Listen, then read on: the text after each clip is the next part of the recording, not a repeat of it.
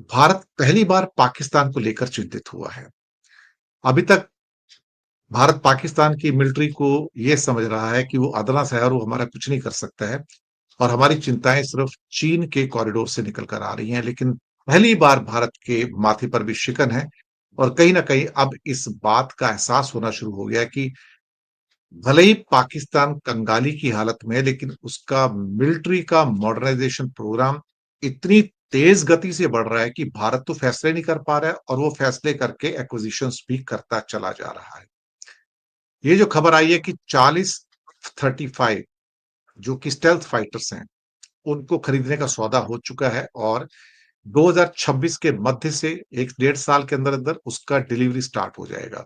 Already उनके pilots training ले रहे हैं चाइनीज एयरबेसिस के अंदर।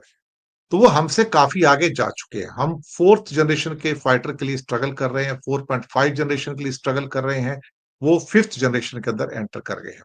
J-35, जी हाँ, यही J-35 स्टेल्थ फाइटर है चाइना का, जो एक प्राउड पोजेशन ऑफ इस समय पाकिस्तान का बनने जा रहा है।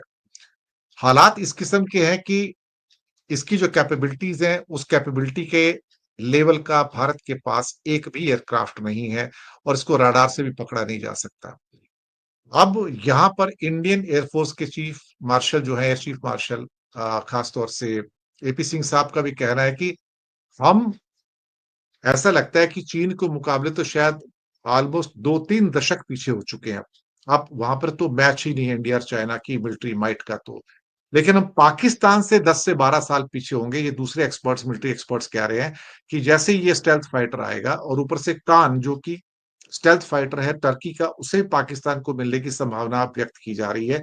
तो कहीं ना कहीं ऐसा लग रहा है कि जो पाकिस्तान की जो एज होगी वो 10-12 साल तक रहेगी भारत के ऊपर। आपके पास ले दे के पुराने अभी 2 स्क्वाड्रन मिग 20 क्या कहते हैं वन के बचे हुए हैं और जो मेजर स्ट्रेंथ है वो आपकी सुखोइस की है और तो कुछ है ही नहीं आपके पास। और या फिर जो 36 आपके राफेल एयरक्राफ्ट है वो लड़ाई कर सकते हैं, इससे ज्यादा तो आपके पास कुछ है नहीं। और फिर अगर डबल कॉरिडोर की लड़ाई हो गई चाइना पाकिस्तान इकट्ठा, तो फिर तो हमारे पास तो कुछ है ही नहीं। फिर तो हमारे जो मिलिट्री चीफ हमेशा कहते आए हैं कि will fight with whatever we have. लेकिन पहली बार इंडिया के माथे पर चिंता की रेखाएं हैं पाकिस्तान को लेके कि उसका जो मिलिट्री मॉडर्नाइजेशन जो प्लान है बहुत तेज गति से हो रहा है और इंडिया को जो फिफ्थ जनरेशन का जो फाइटर है वो कम से कम नहीं तो और 5 से 8 साल तक दूर होगा। अगर वो बाहर से खरीदते हैं तो भी 2030 से पहले इनके पास कोई फाइटर प्लेन आएगा, मुझे इसके अंदर बहुत बड़ी शंका लग रही है। तो एक किस्म से कहा जाए तो भारत की मिलिट्री के अंदर अगर हमारे पास ले दे के 29 स्टेम स्क्वाड्रन हैं, 31 तो है नहीं। दो जो मिग 21 के स्क्वाड्रन उनको अभी तक जानबूझ के रिटायर घोषित नहीं किया गया है, लेकिन they are almost non working and एक तरह से क्या है, फ्लाइंग कॉफिन्स हैं। बाकी बचते 29 और कहने के लिए at one time 60% of fleet is just can fly and rest will be the grounded. तो आपके पास तो स्ट्रेंथ ही बहुत कम बची है, स्केलेटन स्ट्रेंथ है।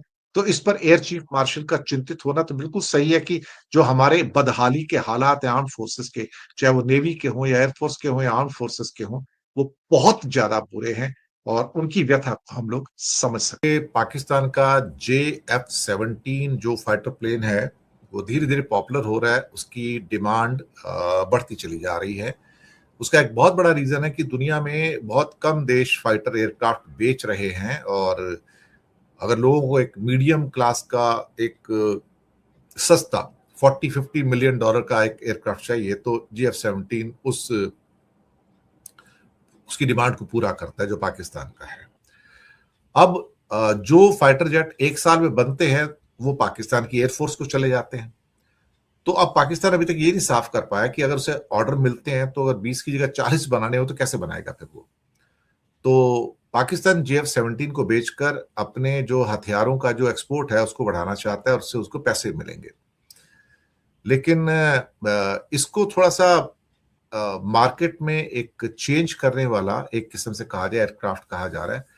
हो क्या गया है कि बहुत सारी तो कंट्री ऐसे हैं जो वेस्टर्न कंट्री से खरीदती हैं जो बड़े महंगे फाइटर एयरक्राफ्ट हैं। दूसरी बात, जो किफायती या थोड़े से चीपर एयरक्राफ्ट हैं फाइटर एयरक्राफ्ट, वो दुनिया में है ही नहीं, किसी के पास भी नहीं है।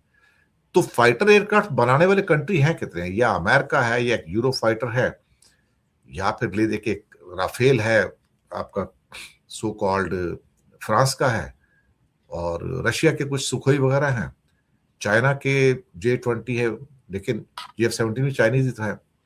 लेकिन बाकी दुनिया में तो सूखा पड़ा हुआ है ना, कहीं भी आपको फाइटर जेट बनता नजर आता नहीं। इंडिया का तेजस तो बिना इंजन के फ्लॉप पड़ा है, कुछ होता ही नहीं उसका तो।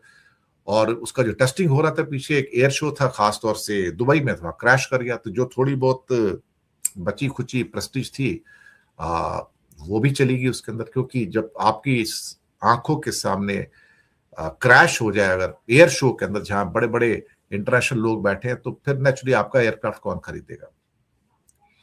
और अभी इसकी जो कीमत है 40 से 50 मिलियन डॉलर की है, और जबकि जो दूसरे एयरक्राफ्ट है वो 100 से लेके 200 मिलियन डॉलर का एक है, यानी कि 1000 करोड़ से लेके 2000 करोड़ के हैं। और ये 50 मिलियन डॉलर का है, तो अगर इंडियन रुपीस में देखा जाए तो 450-500 करोड़ के अंदर एक एयरक्राफ्ट आ जाता है। तो सस्ता भी है, और कई लोगों को जो मीडियम रेंज का एक सिंपल सा फाइटर एयरक्राफ्ट चाहिए तो वो पाकिस्तान से उनको मिल सकता है, प्रोवाइडेड पाकिस्तान उतना बना पाए। अभी तो मुश्किल से 20 एयरक्राफ्ट साल में वो बना पाता है। आते हैं ईरान के ऊपर, और ईरान के पास 440 केजी का 60% का एनरिच्ड यूरेनियम है। अब सवाल यहां पर यह हो रहा है कि ये यूरेनियम किसके पास दे दिया जाए अगर ये समझौता होता है अमेरिका और ईरान के बीच में। एक्चुअली समझौता कैसे हो रहा है मैं आपको बताता हूं। ईरान के जो कट्टर जो नेता है वो अयतुल्ला खमनाई है, वो बहुत सख्त किस्म के हैं, वो मतलब फ्लेक्सिबल नहीं है। लेकिन उनके पास एक बंदा है जो अमेरिका के प्रति फ्लेक्सिबल है, वो है उनका प्रेसिडेंट मसूद पेजेश्किन। वो थोड़ा डिप्लोमेटिक है, तो डिप्लोमेटिक होके आप बातचीत तो कर सकते हो। और एक उनका जो फॉरेन मिनिस्टर है अब्बास आरागची, जो कि मसूद पेजेश्किन ने ही अपॉइंट किया है।